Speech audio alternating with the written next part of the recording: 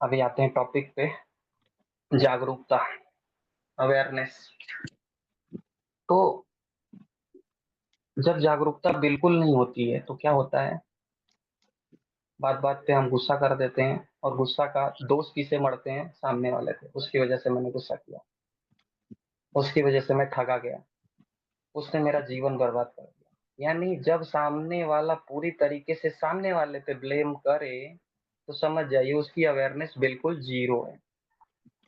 यानी वो थोड़ा सा भी नहीं जगा है, उसका जीवन पूरा नर्क हो जाएगा। समझ में आया? पहला, कि वो एकदम नहीं जगा है, यानी उसको पता ही नहीं है कि मन में कुछ विचार आ रहे हैं, उन्होंने मेरे को रिमोट दबाया, मेरी बटन ऑन हो गई, मैं क्रोध में, मतलब बिल्कुल कुछ भी नहीं पता है। यूं कहें वो कठपुतली होते हैं, उन्हें कोई भी चला सकता है। अब देख लीजिए आपके इर्द गिर्द इतने कैसे लोग हैं कि आपने थोड़ा सा उनकी तारीफ किया वो बुलबुल हो गए। ठीक है, आपने थोड़ा सा उनके कमियों को बताया वो आपके खिलाफ हो गए। तो ऐसे लोग जागरूकता की ए भी नहीं सीखे होते हैं, यानी अभी उन्होंने शुरू ही नहीं किया है, यात्रा शुरू ही नहीं हुई है। ऐसे लोग पूरी तरीके से माया के द्वारा चलाए जाते हैं, ऐसे लोग पूरी तरीके से प्रारब्ध के द्वारा चलाए जाते हैं। ऐसे लोगों की ही भविष्यवाणी एस्ट्रोलॉजर करता है, और वो बिल्कुल सटीक उनके साथ होता है। समझ में आ रहा है? ऐसे लोगों को आप पहचान सकते हैं। तो ये पहली कैटेगरी होती है कि उनको बिल्कुल भी नहीं पता है, यानी उनके जीवन में जो भी घटना घट रही है, उनको क्या लगता है, इसमें मेरी कोई गलती नहीं, इसमें सब सामने वाले की गलती है। और आप अपने घर में ही देख लीजिएगा, एक दो लोग मिल जाएंगे, अपने रिश्तेदारी में देख लीजिएगा, मिल जाएंगे। ठीक, यानी इनको भाई साहब समझाना भैंस के आगे बीन बजाने के बराबर है। इवन आप इनको समझाने जाएंगी, कुछ बताने जाएंगी, तो हो सकता है आपकी की ऊर्जा पूरी तरीके से चूस लिया जाए और आपको लगे कि मेरे पास एनर्जी ही नहीं है। तो ऐसा यहाँ पे कोई है जिसको लग रहा है कि अभी मैं पहले कैटेगरी में हूँ? चलिए, अच्छी बात है, सब लोग पहली कैटेगरी से ऊपर है और होने भी चाहिए, क्योंकि हम काफी लंबे समय से जुड़े हैं। तो इतना तो हमें पता होना कि हमारे दुखों का कारण हम खुद हैं, है ना? हमारे दुखों का कारण हम खुद हैं। ठीक, तो अब आते हैं अवेयरनेस के दूसरे चरण में। तो जब अवेयरनेस के दूसरे चरण में पहुंचते हैं, तो इसमें इंसान को पता होता है कि हाँ मैं गुस्सा कर रहा हूँ। यानी अब उसको पता चलता है कि नहीं नहीं मैं गुस्सा कर रहा हूँ, नहीं नहीं मेरा अहंकार मेरे ऊपर हावी हो रहा है, नहीं नहीं मेरे अंदर वासना जाग रही है। ये दूसरा चरण है, समझिएगा। यानी पहले चरण में उसको बिल्कुल भी खबर नहीं थी, बिल्कुल भी पता नहीं था कि क्या हो रहा है मेरे साथ, क्यों हो रहा है मेरे साथ। वो पूरा ब्लेम करता है। और पहले चरण में ही सबसे ज्यादा नशा करते हैं लोग, पहले चरण में ही सबसे ज्यादा नशा करते हैं। पहले चरण में ही वो अपने आप को इतना ज्यादा ड्रग्स देते हैं, और पहले चरण में ही दवाइयां लोग ज्यादा खाते हैं। बात समझिएगा। तो ये पहला चरण है कि जब उनको बिल्कुल कानो खबर नहीं होती है कि मेरे दुख का कारण मैं ही हूँ, मेरे अंदर क्रोध उठ रहा है, मेरे अंदर लोभ उठ रहा है, और अहंकार पीक पे होता है, अहंकार पीक पे होता है। तो ऐसे लोगों को आप पाएंगे घुटने की समस्या, दर्द की समस्या, अकड़न, जमीन पे न बैठ पाना। ठीक है, मतलब सारे हड्डी और मसल्स के रोग हो जाते हैं। ठीक है, इनको भी सीखेंगे आगे धीरे धीरे, क्लास में बहुत सारी चीजें हम सीखेंगे। दूसरे चरण में क्या होता है, तो उनको पता चलता है कि हाँ मेरे अंदर क्रोध उठ रहा है, लेकिन वो स्वीकार नहीं करते।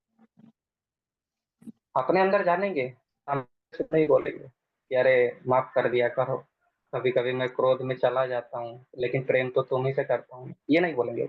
उनको पता है, लेकिन वो बोलेंगे नहीं। दूसरा चरण, कि उनको पता है मेरे अंदर अहंकार है, खुद में घुटेंगे, खुद को मारेंगे, खुद को खुद से सॉल्व करने के लिए हो सकता है प्रयास भी थोड़ा बहुत करें, लेकिन किसी के सामने खुलेंगे नहीं। ये दूसरा चरण होता है। और इसमें भाई साहब वो इतना डिप्रेशन में होता है ना, पहले वाले में तो डिप्रेशन में उतना नहीं होता है। क्यों? क्योंकि वो दुनिया को दोषी ठहरा रहा है और भड़क जाता है, ऊर्जा कैसे भी निकाल देता है, झगड़ा करके, लड़ करके, चिल्ला करके, ब्लेम करके।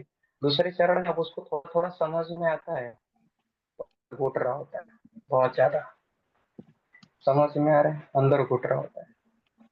तीसरे चरण में क्या होता है? तीसरे चरण में अब उसको, पहले चरण में भी लोग मिलते हैं उसको, परमात्मा हरदम उसके पास वो समाधान भी दिया होता है, पहले चरण में बिल्कुल नहीं दिखता है। दूसरे चरण में दिखता है, समझ में आती है बात, कभी कभी सुनता भी है, लेकिन फिर उसके अंदर का जगत उसको अपने में ही खींच लेता है, अरे ढोंगी है, बकवास है, बेफालतू की बातें करता है, पता नहीं कहाँ से ज्ञान पा गया, बस बेवकूफ बनाता है। ये दूसरे चरण में ज्यादा बातें चल।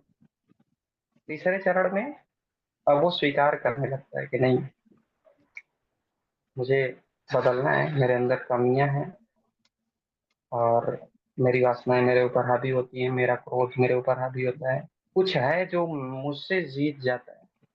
तीसरे चरण में उसको ये एहसास गहरे में होने लगता है।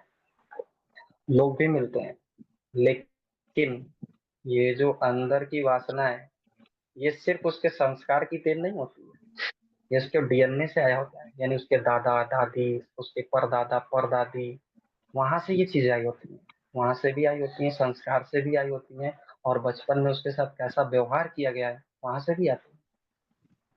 अच्छा, जब ये मैं चीजें बता रहा हूँ तो ये पूरी तरीके से वायु को प्रभावित करने की क्षमता रखती है, पित्त को प्रभावित करने, माने पंच तत्वों को पूरी तरीके से प्रभावित करने की क्षमता रखती है, यानी पूरी तरीके से बीमारी का कारण होती है। समझ में आ रहा है? पूरी तरीके से, जो कि इस पे कोई बात नहीं करता है। कैसे? जब वो बेचैन होता है तो उसकी वायु बढ़ जाती है, जब बेचैन के साथ क्रोध में होता है तो उसका पित्त बढ़ जाता है, जब अपने दुख में ही घुट रहा होता है और समाज को, संसार को कुछ नहीं बोलता है, दुख ही दुख पाल रहा होता है, तो उसका कफ बढ़ता है। समझ में आ रहा है? तो तीसरे चरण में अब वो थोड़ा सा दुनिया से इंटरेक्ट करना शुरू कर दिया, उसने शुरू कर दिया। अच्छा, इसको आप चक्रों से भी कनेक्ट कर सकते हैं। पहले में एकदम इगोइस्टिक था, पहले में बिल्कुल अहंकारी था, पृथ्वी एकदम अकड़ी हुई थी।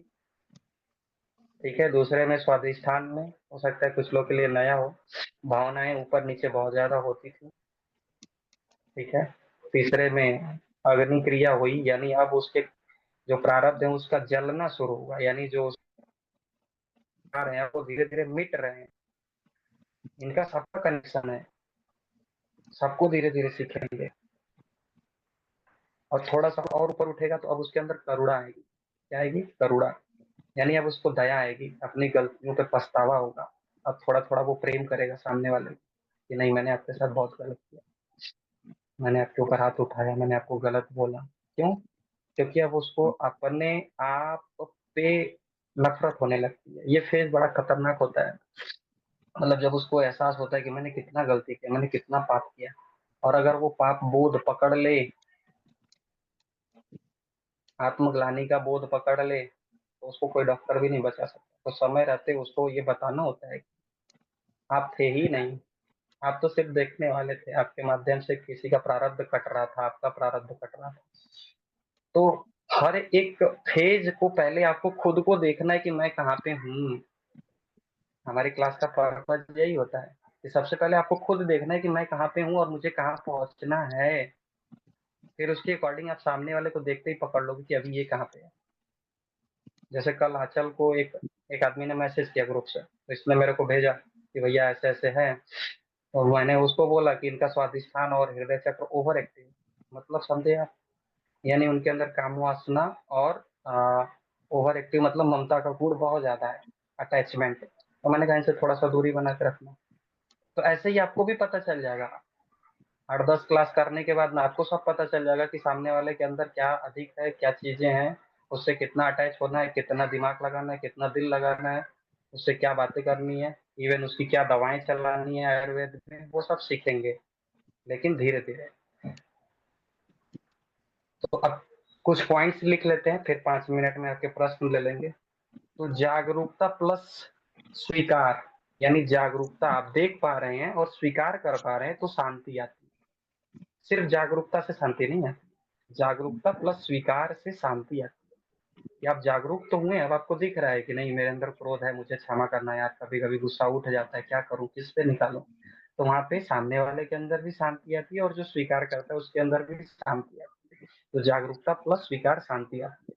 दूसरा है जागरूकता प्लस प्रेम करुणा आता है। जागरूकता प्लस प्रेम करुणा आता है। सिर्फ जागरूकता से प्रेम नहीं आता है, करुणा नहीं आता है। जब आप जागरूक होते हैं और सामने वाले को प्रेम करते हैं कि अरे भाई ठीक है, ये भी इंसान ही तो है, गुस्सा कर रहा है या फिर मेरे को लड़ रहा है, झगड़ रहा है, मतलब आप जागरूक होके प्रेम कर रहे हैं। याद रखिएगा, बिना जागरूकता के प्रेम आसक्ति हो सकती है। बिना जागरूकता के प्रेम आसक्ति हो सकती है, यानी कुछ चाहत है तभी प्रेम है। समझ में आ रहा है ना? तीसरा पॉइंट है जागरूकता प्लस समर्पण सहज। जैसे जागरूक भी हैं आप और समर्पित भी हैं तो वहां पे सहजता आ जाती है, फिर वहां पे हम कोई भी चीज शेयर कर सकते हैं। जैसे मेरी काउंसलिंग में क्या होता है, ये वाला सूत्र अप्लाई होता है कि सामने वाला समर्पण कर देता है और हम दोनों जागरूक होते हैं तो वहां पे सहजता आ जाती है, हम कोई भी बात कर लेते हैं, किसी भी टॉपिक पे बात कर लेते हैं। समझ में आ रहा है?